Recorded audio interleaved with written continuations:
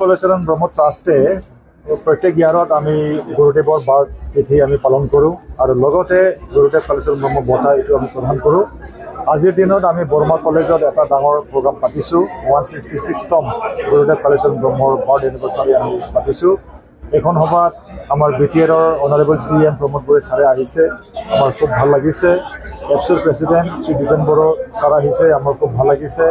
আৰু লগতে চবতকৈ আমাৰ ফূৰ্তি লাগিছে ওড়িশাৰ পৰা এজন শিক্ষাবিদ আমাৰ প্ৰগ্ৰামত আহি 7 গুৰুদেৱ কলেজেন ব্ৰহ্ম বঁটা ৰিচিভ কৰিছে, আমাৰ খুবেই ভাল লাগিছে।